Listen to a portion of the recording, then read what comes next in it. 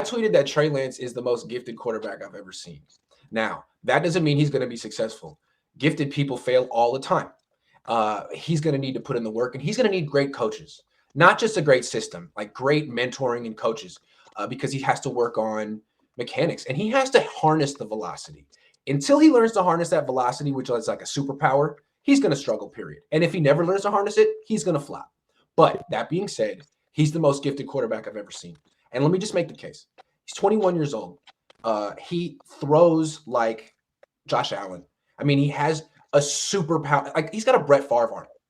He's got a super strong arm, and he doesn't have the long windup of Colin Kaepernick. It's a much quicker release with extreme power. And although he has to work in his spiral, the ball is getting to the spots he wants it to get to most of the time.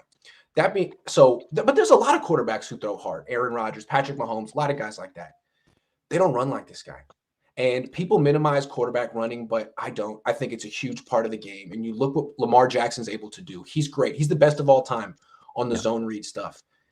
He's like a scat back, very quick, but 210 pounds, but like a scat back, his style.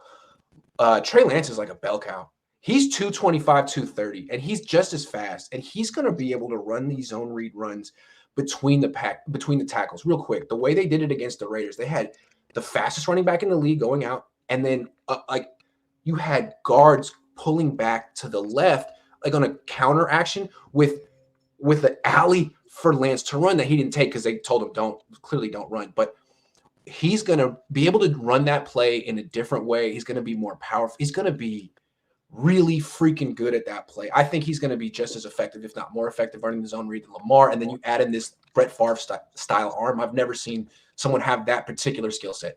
Plus, he's so smart and so dedicated to learning the position the way it's supposed to be played. Never seen someone with this combination of skill sets. I understand. Well, it's kind of hard.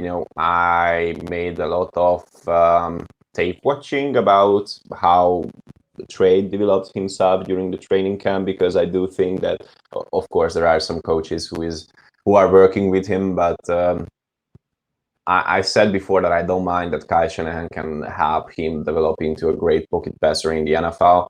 And I don't think that right now we have the coaching staff who are ideal for this guy to be better.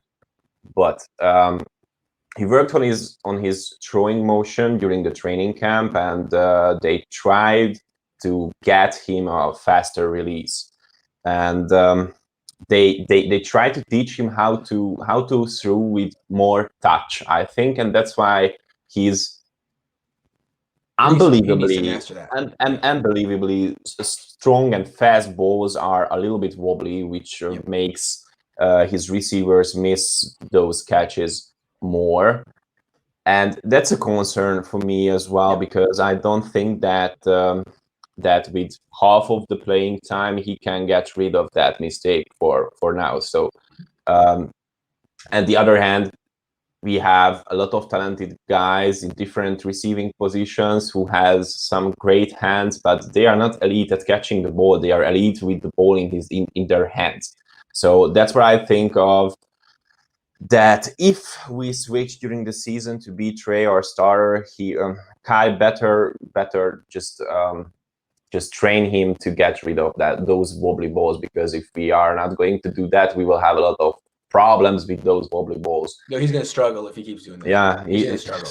Yeah, but I still think this is coachable, Botond. I think this is something that can be fixed, and I just feel like I wonder about the Niners quarterback coach in particular, because I'm there at practice. They should be, if this is his issue, every day the point of emphasis should be touch throws, short stroke throws, as I call them, as opposed to the full windup and the full power. Let's call passes that don't require that. Like we're talking a screen throw to a running back. I don't want you to take it back all the way, Trey. Show me an abbreviated short stroke throw to this running back. I want to see that.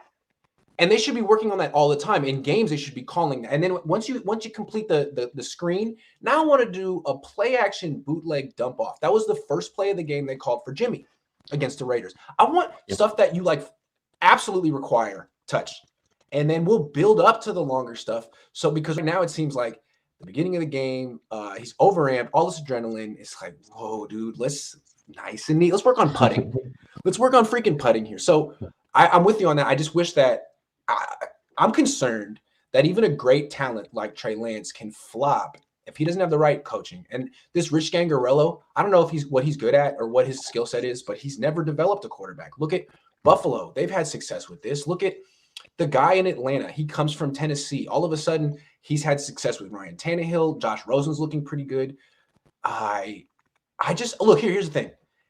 Kyle's going to have first crack, okay? He's get the first crack to do something good with Trey Lance. If he stalls out, there's going to be 15 more coaches waiting in line to coach this kid.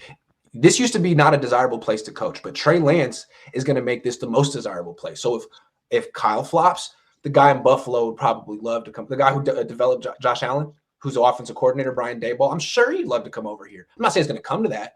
Kyle certainly has first crack, but he's got to make this work because this guy's way too talented. Way too talented. Well, I see your point, but on the other hand, what do you think other coaches think of Kyle Shanahan right now? Because we have talked about it before that he might be the most stubborn head coach in the NFL right now. He always does, and he always wants other guys to do what he says. And for a quarterback coach is like a curse, I think, because you want to work with the most physically gifted young quarterback in the NFL right now, who has unlimited upside. Because I do think that Trey Lance has unlimited upside. He has the most upside I've ever seen from any quarterback. Yeah, that's what I'm saying. Yeah, but when you are a QB coach in the NFL, you have to get into some kind of agreement with the head coach, and I'm not sure if there's anyone who is a great QB coach in the NFL, because great QB coaches has their own work ethic, own training routine, or own workouts that they want to move into those practices to help young quarterbacks. So do you really think that Kyle would allow new quarterback coach to bring some new things into the practices which Kyle leads during the week? I don't know. Because I don't mind. I just don't think Kyle knows any good quarterback coaches. That's my problem with Kyle. Like, he's got a really good running back coach, a really good D-line coach, a really good linebacker coach. He's got a really great tight end coach. The Shanahans have a big network. I mean, his dad's quarterback coach was Gary freaking Kubiak, who's a great coach. Where is Kyle's Gary Kubiak? Because it ain't Scangarello. It wasn't Shane Day. And this is the most important position coach on the team. This is the most important player on the team. And just because he's so gifted doesn't mean that he's going to work out. Yeah. You need coaching.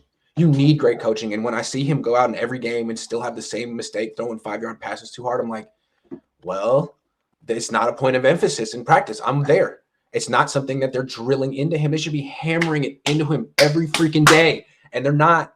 And that's on them.